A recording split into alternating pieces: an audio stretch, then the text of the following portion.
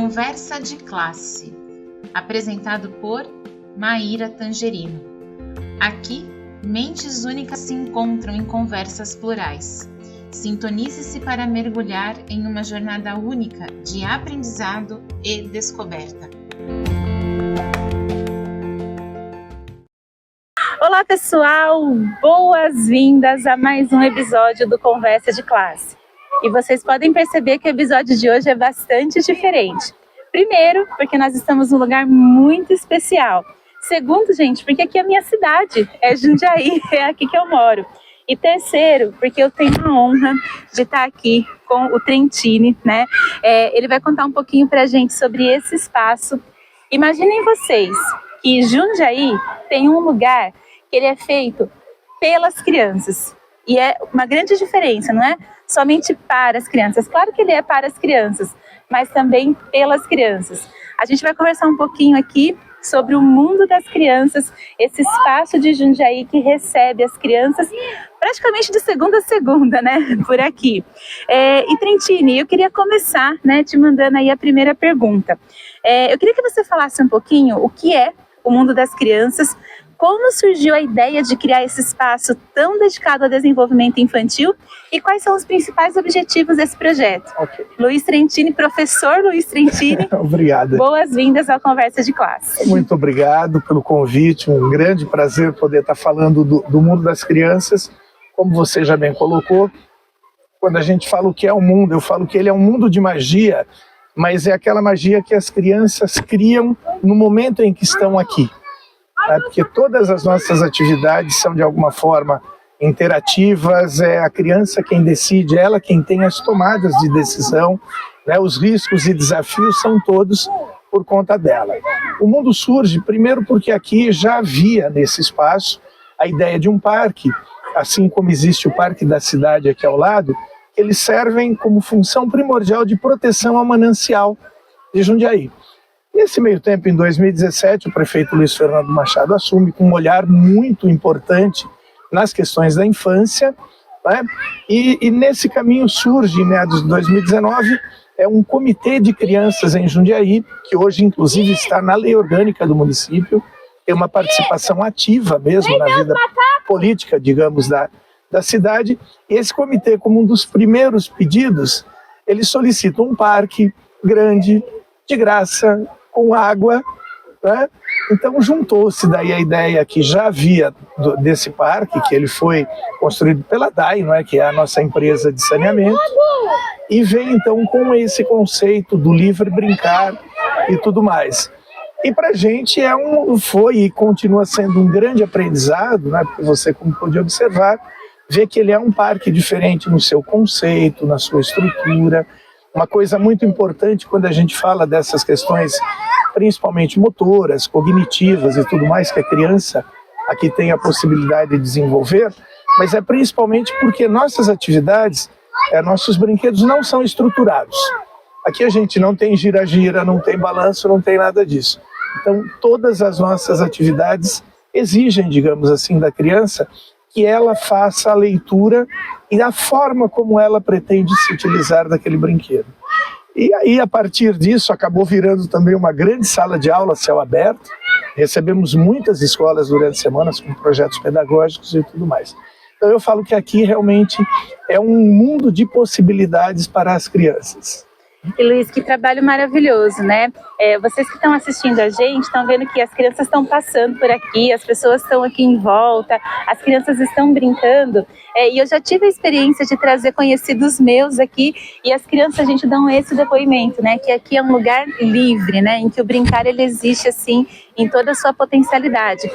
Até vale a pena a gente lembrar o pessoal que eu já conversei com a Vasti, que é a nossa atual gestora de educação aqui da cidade, e nesse vídeo a gente fala um pouquinho sobre esse conceito do desemparedamento, né? Do brincar em espaços abertos, e não é só um brincar por brincar, é um brincar com uma intenção. E aproveitando isso, né, eu queria te perguntar, quais são as atividades e os programas específicos aqui do mundo das crianças, né? E como que esses programas, eles estimulam o desenvolvimento desenvolvimento físico, social e emocional das crianças. E eu queria saber como que essas atividades, elas se diferenciam de outros espaços. Gente, vai ser com o pessoal passando aqui, porque a gente quer ver a vida aqui do mundo.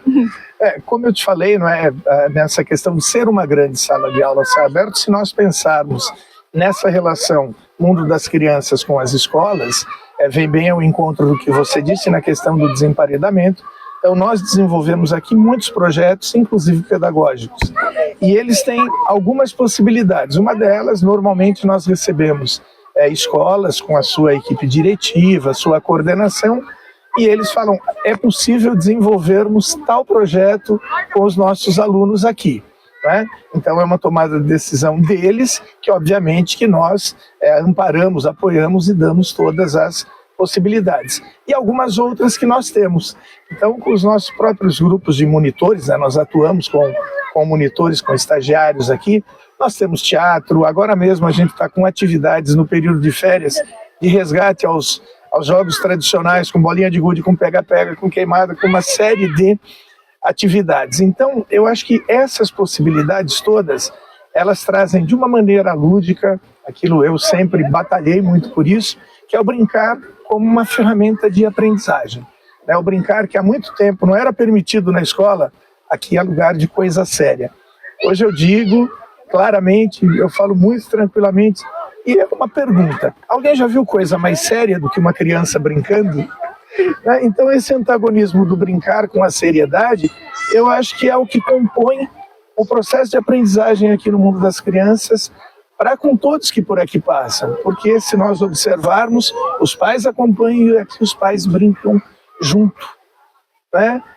Até te desafio, quebrando um pouco, dá uma olhada, você está vendo alguém aqui com o celular na mão, né? Então isso eu acho que já traduz muito dessa inspiração do mundo como um grande espaço de aprendizagem por meio do brincar.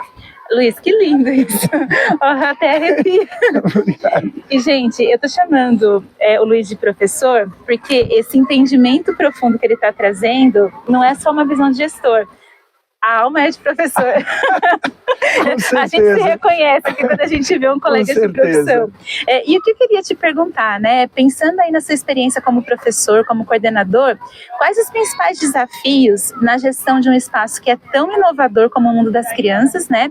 E como você tem superado esses desafios para garantir aqui que a experiência continue sendo oferecida para as crianças? Eu digo que acho que é um processo muito importante na minha própria formação, no meu caminho profissional. Eu atuei muito em escolas, também dei aulas em faculdades, né? E sempre muito voltado para essa questão do lazer e da recreação. E esse conceito a gente já levava para dentro da escola. As aulas, né, minha formação é em educação física, então mesmo naquele período mais esportivista, a gente já usava muito lúdico, porque o lúdico permite a todos que participem. O esporte ele é relativamente excludente. Os habilidosos sempre se destacam, alguns não querem. Mas o brincar não. O brincar possibilita tudo isso. E por que eu estou falando isso para depois chegarmos aqui?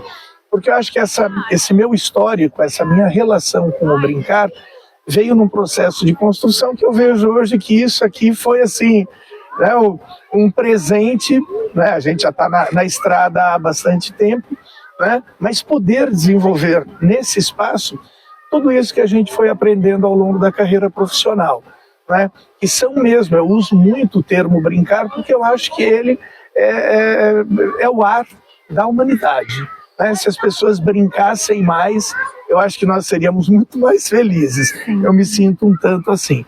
E acho que quando a gente pensa nisso, na construção do conceito do mundo das crianças, eu acho que é uma grande amarração.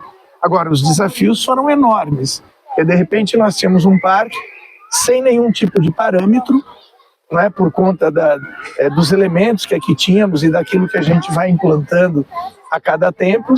Pesquisamos aquilo que pudemos e no fim nós descobrimos, né, junto da equipe, que nós teríamos que dar essa cara. Então, junto com a equipe da educação, da cultura, por meio do Marcelo Peroni, você citou a Vasti, mas são pessoas importantes aqui no processo, do próprio prefeito Luiz Fernando, então foi se dando toda essa construção. Ajusta aqui, olha, precisamos para com as escolas fazer um pouco mais dessa forma. E aí, à medida que nós fomos aprendendo o parque, eu digo que é aprender o parque, não é com ele, né? Então nós pudemos inclusive implantar novas atividades, novos brinquedos. Nós aqui criamos muitos deles aqui mesmo por meio de pesquisas e adequando ao público que nós temos. E eu digo que aqui é uma energia muito boa, porque a gente tem crianças de maneira geral felizes. Crianças, digamos, de todas as idades, né? Com Porque a gente também vê muito adulto feliz aqui, viu, gente? Brincando junto com as crianças, que tá aí outro resgate, né? Das relações familiares se estabelecerem também aqui no parque, né? Sem dúvida. E Luiz, pra gente ir encerrando, né? Você também é autor, né, gente? Ele não soltou todas as habilidades aqui dele, ele também é autor. E você tem um livro chamado 84 Jogos Infinitos, né? E você fala exatamente da importância dos jogos e das brincadeiras na educação.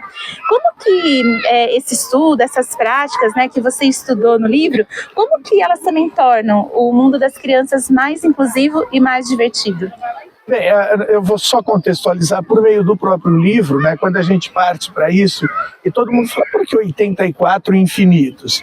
Porque quando você pega qualquer tipo de jogo, e aí pode ser de uma amarelinha, uma queimada ou alguma coisa, e você coloca uma nova regra, você propõe uma nova situação, ele se torna um novo jogo. Vou dar um exemplo bem claro, o jogo de queimada, que é muito comum, né? Eu falo que em alguns momentos ele fica chato, que é bola para lá. Se você colocar 2 bolas, é uma nova dinâmica, é um novo jogo.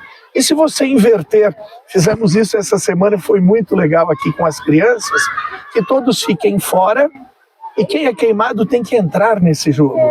Então, as possibilidades de um jogo se transformar, elas são múltiplas, são infinitas.